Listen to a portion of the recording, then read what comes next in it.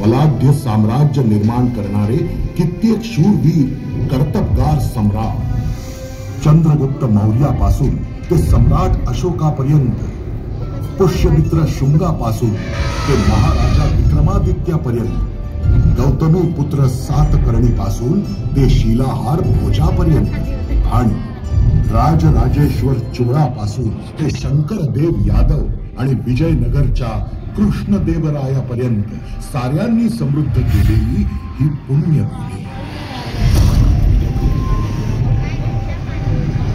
काय नव्हतं इथे?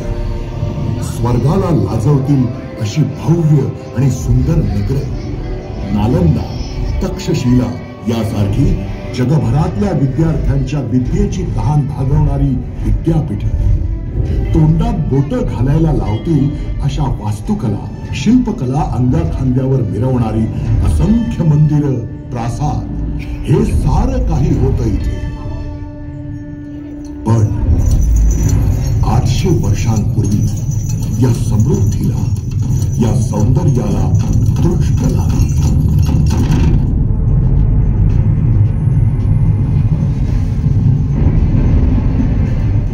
मध्य पूर्वेतल्या वाळवंटातून एका पाठोपाठ येणाऱ्या आक्रमणांची वादळ घोंघावत या भूमीवर तुटून पडली. वखवखलेल्या नजरांनी, वासनांनी हा आसमंत घेरून टाकला. जणू काही टोळधाडीच. सोमनाथाचं मंदिर फुटलं, अयोध्या लुटली, काशी विश्वेश्वर बुडाला. पार दक्षिणेच्या देवगिरी, विजयनगरच्या साम्राज्यापर्यंत सगळं काही या आक्रमकांनी अक्षरशः ओरबाडून नेलं. इथल्या प्रजेनं अशी क्रूरता, असे अत्याचार कधी पाहिलेच नव्हते. कधीही न संपणारी एक रात्र इथे अवतरली. काळ रात्र.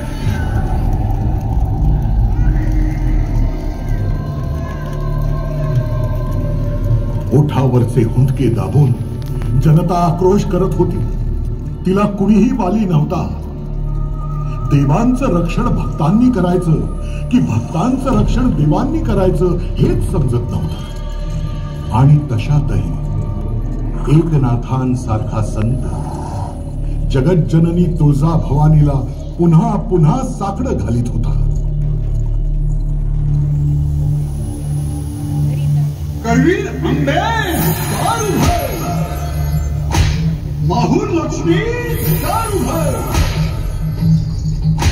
श्रावण तूच मारलीस, कश्यपूची आतडी तूच काढलीस. सागर बांधून या श्री करशील लंकेची होळी. नवखंड पृथ्वी तुझी चोळी, सप्त पाताळी पावले गेली. अशी तुझी कीर्ती, अशी तुझी मूर्ती, अशी तुझी भीती, अशी तुझी शक्ती. मग बया आत्ताच दार लावून का बसली? हे चंडमुंड भंडार सुद्धा जगदंबे, दंड दंड महिषासुर मर्दिनी दुर्गे. महाराष्ट्र धर्मरक्षिते दुर्गा भवानी दारू भर, दारू भर बया, दारू भर.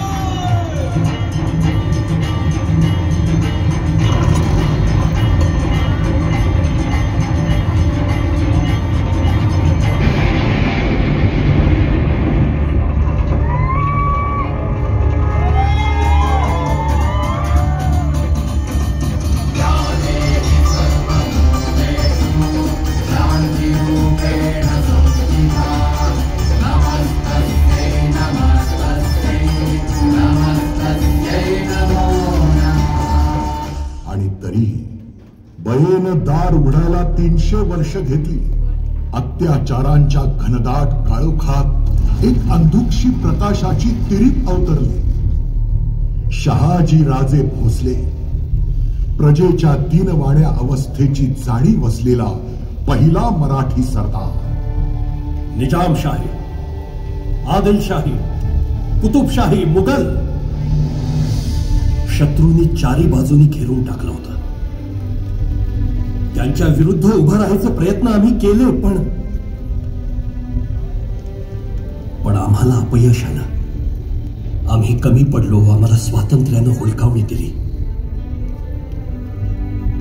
पण आमच्या राणी साहेब, जिजाऊ, त्या आमच्याही पेक्षा हट्टी. त्यांना ही गुलामगिरी मुळीच मान्य नव्हती.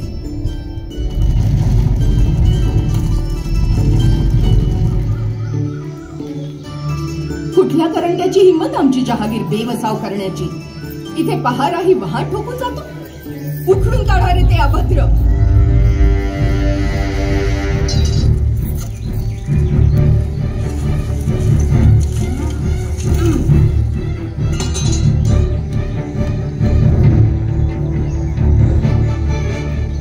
सरकार कशापायी आहे?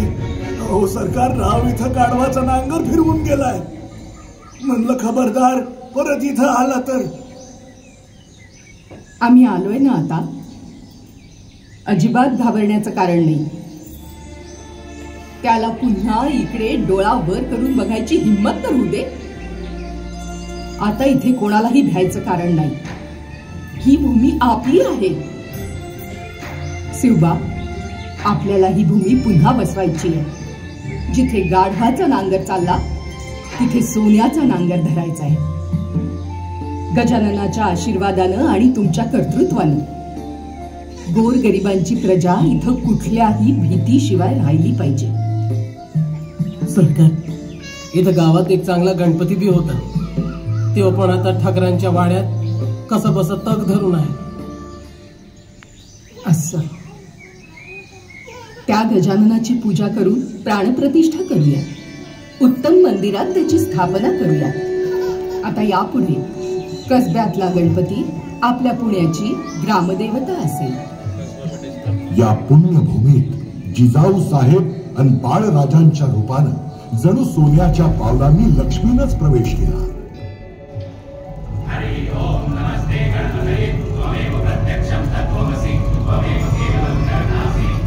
एका फार मोठ्या स्वप्नाचं बीज कसब्यातील ठकारांच्या वाड्यातील भिंतीतल्या गजाननाच्या साक्षीनं इथल्या भूमीत रुजलं. बाळराजे, आमची खात्री आहे गजाननाचे आशीर्वाद आपल्या कायम पाठीशी आहेत. आपण हे कार्य सहज सिद्धीस नेऊ शकाल. आऊसाहेब, आपलाही आशीर्वाद असावा. हे राज्य व्हावे ही तो श्रींची इच्छा.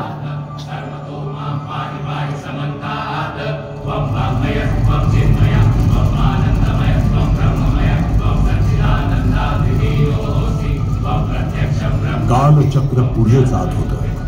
शिवाजी या 3 अक्षरांनी इथल्या 12 मावळात जणू जादू केली होती. पुढच्या काही वर्षातच केवळ पुण्याभोवतालचं रहाळ नव्हे तर 12 मावळ स्वातंत्र्याचं सुख अनुभवू लागले.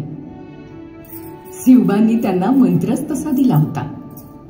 म्हणायचे, आम्ही स्वतः दौलतीत हिंडू, खबर घेऊ, पुण्य पाळेगारांचे भय नको, वसाड गावे बसवा, कूस घाला, वेशी बांधा, देव मांडा, पेटकऱ्यास आवतने द्या, बंद वाटा चालत्या करा, चोरा चिलटांची धास्ती आता बाळगू नका.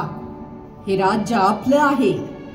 जागोजाग चौक्या असतील, पहारे असतील आणि यातूनही कोणावर अन्याय झालाच तर आमची दारे अवघ्यांसाठी सदैव उघडी आहेत, हे बरे जाणून असा. सोडा मला, सोडा सोडा. कशा पायी आणला आम्हाला इथं? काय हो, काय झालं? महाराज, यानं आपल्या वतनातल्या एका स्त्री बरोबर बदसलुकी केल्याची तक्रार आहे. पाटील, खरं आहे काय हे? आमच्या जहागीरदारीत आम्ही काय बी करू. मी कोण आम्हाला विचारणार? हरामखोर, करून सवरून परत ही शिरजोरी. भैरोजी, याचे दोन्ही हात आणि पाय तोडून रस्त्यावर फेकून द्या त्याला.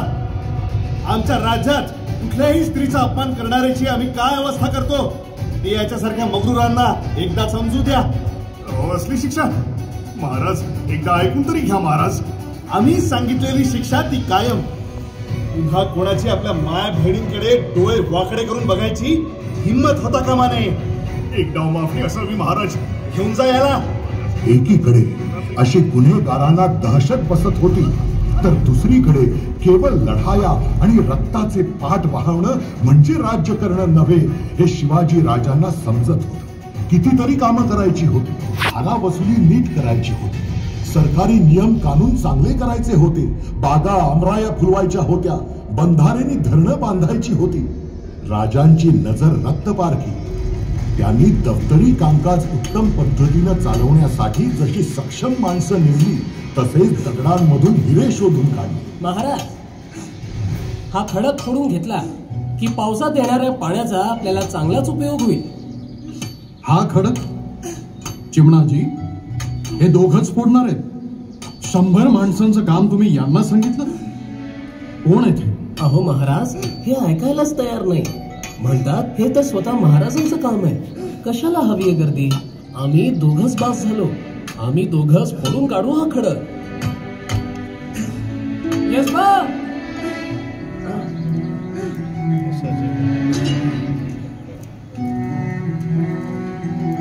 महाराज, हा यसबा. मुजरा महाराज. यसाजी कामटे आपल्या कोंडव्याचा आहे. येसाजी जी. अरे काय करायला निघालास? फक्त तू आणि आमची ही बहीण दोघच? जमेल का तुम्हाला हे? आम्ही येईपर्यंत ही धोंड बाजूला होईल? महाराज, असं बघताय काय माझ्याकडे? राजा चौथा विचारतायत ना, त्यासनी काय नाही म्हणायचं? होय राजा, आम्ही दोघं बास आहोत. याच्या परीस मोठी धोंड असेल ना तर ती बी फोडून काढू. होय, तुम्ही सांगा फक्त. येसाजी जी. आम्ही नक्की परत येऊ. बघू तरी तुमचा पराक्रम. जी राजा. मुजरा. चिमणाजी, कशावर पोचली ती माणसं? किती साधी पण केवढी हिकमती आणि गुणी माणसं आहेत आपल्या राज्यात. त्यांच्या पाठीवर फक्त हात ठेवायची गरज आहे. कुठल्याही संकटाचे कितीही मोठे डोंगर आले सहज पार करतील ते. खरंय महाराज. हा यसाजी आणि त्याची लक्ष्मी दोघांवर लक्ष ठेवा. त्यांनी जर हे काम केलं तर त्याचं आणि त्याच्या स्त्रीचं योग्य ते कौतुक झालं पाहिजे. नक्की महाराज. आपल्या रयतेला असं लेकरासारखं जपणारा राजा होता हा. त्यांच्या भाजीच्या देठासही विना मोबदला हात लावलेला खपायचा नाही त्याला. पण राज्य चालवणं सोपी गोष्ट नव्हती. ही तारेवरची कसरत शिवाजी राजे कशी करत असतील? महाराज, हे लोक दुष्काळाचं कारण घेऊन आले. तुम्हाला भेटल्याशिवाय जाणार नाही. भेटून जाणार आहे आम्ही. महाराज, आमदा पावसाने लई वड दिले. अन्नी टंचाईच्या दामधुमीत कुंभा बी नाही झाला. जनावर ऐकायला लागली. हत्यार बी नाही. या साली साऱ्यात माफी दिली तर बरं होईल बघा. पण महाराज, पंत, त्यांची कैफियत आम्ही ऐकली. त्यांच्या म्हणण्यात अर्थ आहे. अहो, ही आपली रयत. त्यांची काळजी आपण नाही करणार तर मग कोण? साऱ्यात थोडी सवलत द्यावी असे आम्हासही वाटते. जी महाराज. आणि अजून एक करा. गरजू कुंड्यांना रोख मदत करण्यापेक्षा सरकारातून एक बैलजोडी आणि एक नांगर देखील द्या. त्यांचं काम सुरू राहील असं बघा. पण महाराज, ते रेन कशी फेडणार? महाराज, आम्हासनी साधा काय बी नको.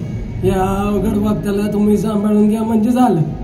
पुढच्या साली पुरं रेन फेडू भाऊ आणि आईची आग. दादा, एवढी मोठी शपथ घ्यायची गरज नाहीये. आमचा तुमच्यावर पूर्ण विश्वास आहे. पुन्हा नव्या जोमानं काळ्या आईची मशागत करा. काम दुपटीनं कमवा आणि मग सरकारचं ऋण करा. चला, पण महाराज, पंत, तुमच्या मनात काय आलं हे आम्हाला कळलंय. आज दुष्काळाच्या झळीत हे भाजले जात आहेत. शेतकऱ्याची नड भागली की व्याज सोडून द्यावं. मुद्दल मात्र पुन्हा सरकारात जमा करावं. त्यानं होईल काय?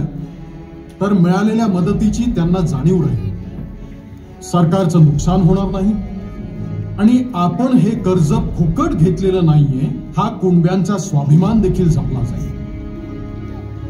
सगळ्या गोष्टींचा प्रजेच्या मनावर परिणाम होत असतो. पंत, एकीकडे राज्याची अशी घडी बसवताना आपल्या रयतेचं रक्षण हा सह्याद्रीच करू शकतो हे ओळखून महाराजांनी त्याची गिरीशिखर तटा बुर्जांनी मढवली. 1-2 नव्हे तर तब्बल 350 किल्ले महाराजांनी पुन्हा नांदते जागते केले. पण हे सगळं करताना त्यांची एक नजर होती पश्चिमेच्या विशाल सागरात.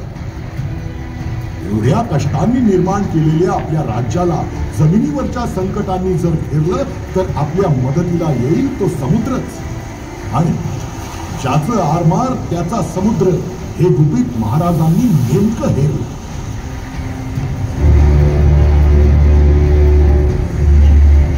आणि काय चमत्कार, केवळ काही वर्षात अगदी टोपीकरांनाही लाजवेल असं स्वराज्याचं आरमार सिंधू सागरात अभिमानानं विहार करू लागले.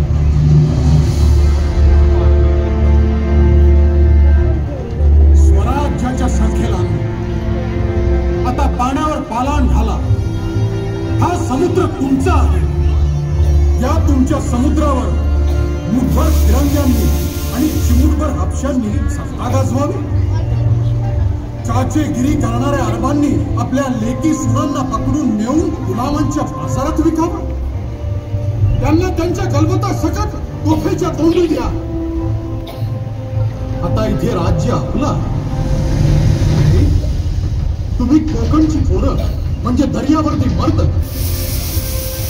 अशी माडाला मडकी लावून दारू काय गाडीत बसला आहे. या दर्या भवानीची भक्ती करा, बैरी निखंदून काढा.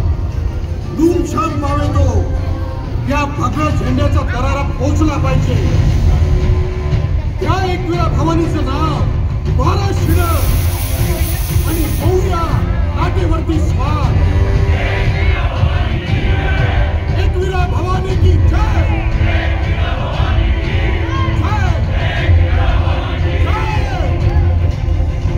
गणपती, भूपती आणि आता जलपतीही झालेला असा हा शिवाजी राजा जणू काही ऐरावतावर बसलेल्या सामर्थ्यवान इंद्रासारखा वाचू लागला.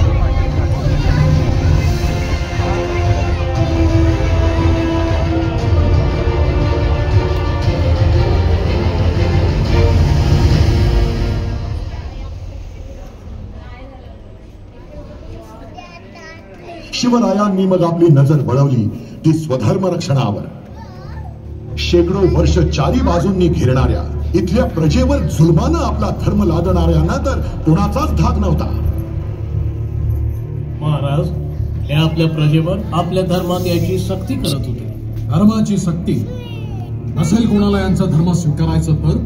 महाराज, हे इथल्या सगळ्या लोकांना जबरदस्तीने गावागावातून हाकलून लावत होते. हे परदेशातून येणार आणि इथल्या स्थानिकांवर त्यांच्या धर्माची सक्ती करणार. विचारा यांना, धर्मांतराचा आदेश खरा आहे का? आणि तो जर खरा असेल तर तो अन्याय. विचारा. Un poquito curvisao. Fui hermenji, fui to. Hey, ha na rufe. O pader, energy आवाज. महाराज, हे म्हणतात की ही जमीन त्यांची असून त्यांचा राजा जो आदेश देईल तो इथल्या प्रजेला मान्य करावा लागेल. असं सांगा यांना. ते आता ज्या जमिनीवर उभे आहेत ती जमीन आमची आहे आणि आमचा आदेश आहे. मधला धर्म हा हिंदू मान्य आहे तुम्हाला? विचारा. वसे नसता एली या हाकी जॉर्दान नाही सेम चांस महाराज. नकार समजला. बघा उन्मत्तपणा बघा यांचा. म्हणजे हे दुसऱ्यांवर त्यांच्या धर्माची सक्ती करणार आणि ती गोष्ट त्यांना स्वतःला मान्य नाही. सोडू नका यांना. मुंडकी छटा यांची. समजू दे यांच्या विजराईला की हा असा उद्दामपणा याच्या पुढे खपवून घेतला जाणार नाही. घेऊन झाले यांना. महाराजांनी विकृतीचं उत्तर जशास तसं दिलं, तसंच सुकृतीचं उत्तरही तितक्याच उदारपणे दिलं. सुरतेच्या स्वारीत घडलेला हा प्रसंगच साक्षीला आहे. ही झाइनिस मैं फादर अब्रोज हमारा चर्च गिरजा घर है. हम यहाँ किसी को तकलीफ नहीं देता. हम यहाँ सबकी मदद करता है. हमारे यहाँ कोई भी गरीब आ सकता है, हम उसको सर्विस देता है. हमारे यहाँ नन औरत रहता है. मगर आपके ये सिपाही लोग सूरत में घर जला रहे, लूटपाट कर रहे हैं. हमारी रक्षा करें, रहम करें. Mercy mercy. बाबा अमरूस, हमने आपके बारे में सुना है. ये सच है कि आपकी किसी से दुश्मनी नहीं है और आप सबकी मदद करते हैं. हमारी भी आपसे कोई दुश्मनी नहीं है. हम तो सिर्फ यहां मुगलों को सबक सिखाने आए हैं. इसलिए आप चिंता न करें. आपके इगर्जी को कोई नुकसान नहीं होगा. वहां औरतें सुरक्षित हैं. राघूजी. जी महाराज. बाबांच्या इगर्जीला कुठल्याही प्रकारचा त्रास होणार नाही याची आपण काळजी घ्या. तिथे आपले पहारे लावा. त्यांच्या स्त्रियांना कुठल्याही प्रकारचा त्रास होणार नाही याची तजवीज आपण स्वतः करा. ही लोक चांगली आहेत. बाबा आप जाइए, चिंता न करें. आणि धर्माच्या बाबतीत याहीपेक्षा जास्त कसोटी बघणारे प्रसंग महाराजांवर जेव्हा आले तेव्हा आपण काळाच्या किती पुढे आहोत हे त्यांनी आपल्या उदाहरणातून सिद्ध केलं. महाराज, बाहेर कोणी मोहम्मद कुली खान तुम्हाला भेटायला आले. मोहम्मद कुली खान? आमचे नेतोजी पालकर की काय? लगोलग त्यांना आत घेऊन. जी महाराज. नेतोजी? नाही राजे, नेतोजी नाही राजे. मोहम्मद कुली खान केलंय मुघलांनी. असं? मग इथे आम्हाला भेटायला का आला? राव ना राजे, जीव गुदमरायला लागला होता तिथे. अहो काही झालं तरी आमचा जीव स्वराज्यात तिकडं नाही. तिकडं नकोसं झालं म्हणून धडक तुमच्या पायाशी आलो राजे. उठा. नेतोजी, तेच तर म्हणतोय आम्ही. जगाला दाखवायला त्यांनी तुमचा धर्म बदलला, तुमचं नाव बदललं, डोईवरचा पट्टा बदलला म्हणून काय झालं? तुमच्या मनात, तुमच्या हृदयात पोहोचला का त्यांचा तो धर्म? नाही राजे, जवळ करा राजे. चूक झाली आमची. पुन्हा राजे चूक नाही होणार. धर्म जरी बदलला असला तरी तुमच्या पायाची ठेवा राजा. तुळजा भवानीची आण राजा. पुन्हा अशी चूक नाही होणार राजा. आम्हाला सांगा पण, माणसाचा धर्म जर एकदा बदलता येतो तर मग दुसऱ्यांदा का नाही बदलता येणार? आपली काय मसला? म्हणजे या मोहम्मद कुली खानचा? महाराज, धर्म बदलणं म्हणजे या मोहम्मद कुली खानाचा पुन्हा नेतोजीराव पालकर करणे, याला पुन्हा आपल्या धर्मात घेणे. पंडितराव मंत्र्यांना सांगून काही मार्ग निघतोय का ते बघा आणि आम्हाला कळू द्या. मार्ग निघालाच पाहिजे. महाराज. नेतोजी, किती सांगू या माझ्या राजाचं कौतिक. हाच खरा कालजयी, हाच खरा कालपुरुष.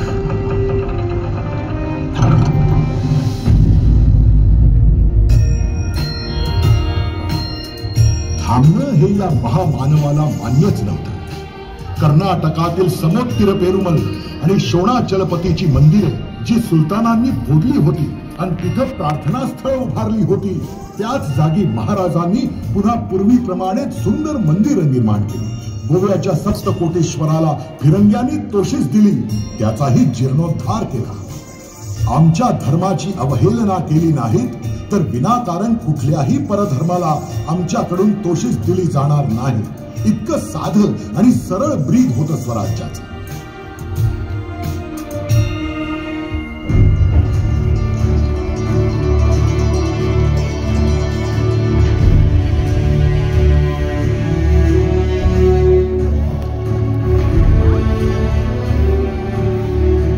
राजे श्री आबासाहेबांचे जे संकल्पित तेच करणे आम्हा सागत्य. आज या कालकुपीच्या निमित्ताने आमच्या भोसले घराण्याच्या तीनही पिढ्यांशी आपली भेट झाली. आमचे आजोबा थोरले महाराज साहेब शहाजी राजे, आमच्या आजी जिजाऊ साहेब आणि आमचे आबासाहेब. आबासाहेबांच्या बद्दल किती बोलावं आणि काय सांगावं. एका समर्थ योग्याचे दोनच शब्द, जाणता राजा.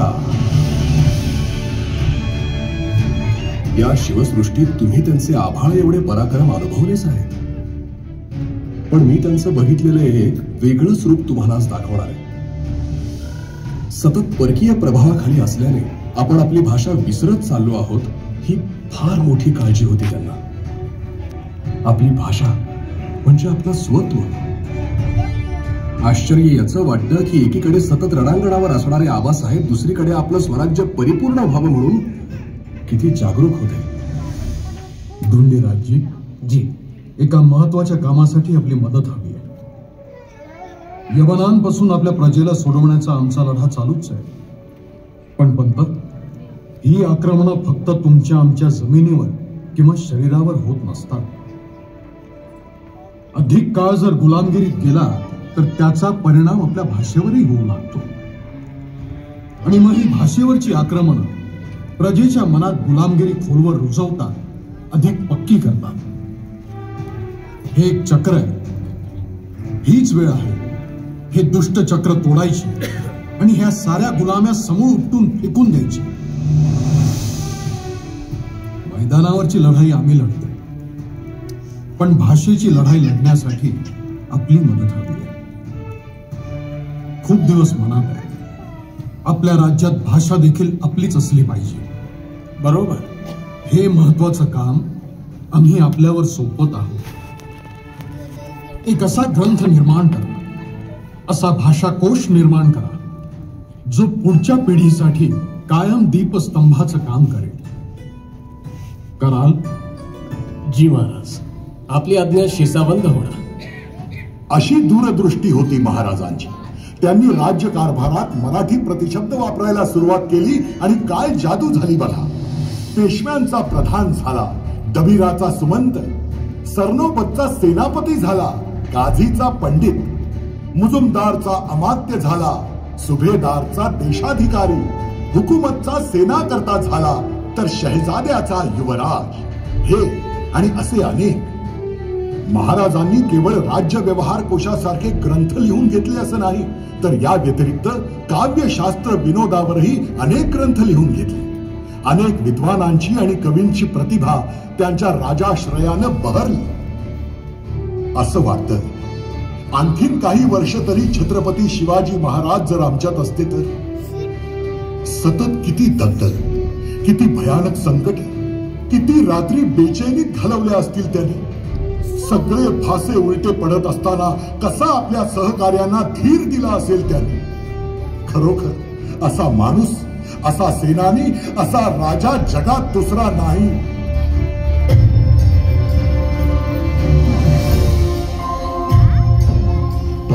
वर्ष या महाराष्ट्राला सावरता सावरता महाराज मात्र अतिशय थकले होते. स्वामी एवढी मात्रा घेताय ना, ह्या मात्रेनं प्रकृतीला नक्कीच आराम पडेल बघा. सततच्या कष्टांनी त्यांचं शरीर अगदी दमून भागून गेलं होतं. आता आयुष्याची अवधी झाली. आता आम्ही कैलासास श्रींचे दर्शन असणार. स्वामी अहो, हा तर मृत्यू लोकच आहे ना. याआधी जितके जन्मले तितके गेले. आता आमची वेळ झाली. महाराज, असं नका बोलू महाराज. आग्र्यातून निघताना तुमच्या जागी मी झोपलो होतो. आज मी या बिछाण्यावर तुमच्या जागी मी झोपलो. मरण आलं तर मला येऊ दे. पन्हाळ्यातून निघताना आपला शिवाकाशीत पालखीत बसून गेला. आज बी आम्हाला कुणाला बी इशारा करा फकस्त तुमच्या जागी आम्ही जातो. पण आम्हासने असं पोरक करून जाण्याची अशी भाषा करू नका महाराज. अशी भाषा करू नका. महाराज स्वामी आग्र्यात तुम्ही जणू आम्हाला पुनर्जन्मच दिलात. स्वतःच्या जीवाची पर्वा न करता आम्हाला प्राणपणानं जपलं. या धामधूमीत तानाजी सूर्या आता मार माझी प्रभू आणि असे एक समंकट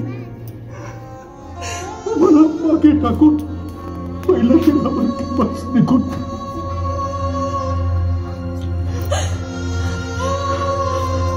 आता अहो साहेब आमची वाट बघतो स्वामी. आता त्यांच्या खुशीत विश्रांती त्यांच्या खुशीत आता हे श्रींचे राज्य सर्वांनी एक दिलानं एकोप्यानं सांभाळा. आम्ही हे जे रोपटं लावलंय त्याचा तुम्ही महावृक्ष करा. सिंधू नदीच्या उगमापासून कावेरीच्या दक्षिण तीरापर्यंत हा अवघा मुलूक मुक्त करा. तीर्थक्षेत्री महाक्षेत्री सोडवा. यात तुम्ही चुकूर होऊ नका.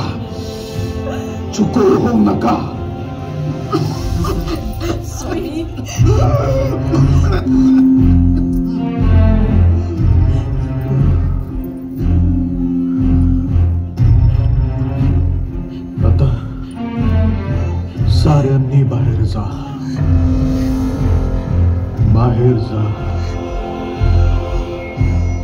साऱ्यांनी बाहेर जा. आम्हाला श्रींचे स्मरण करू द्या.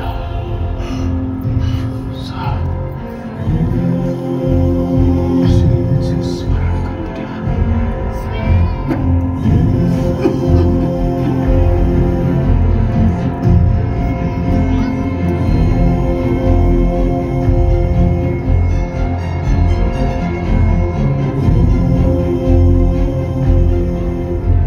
शिव शंभो शिव शंभो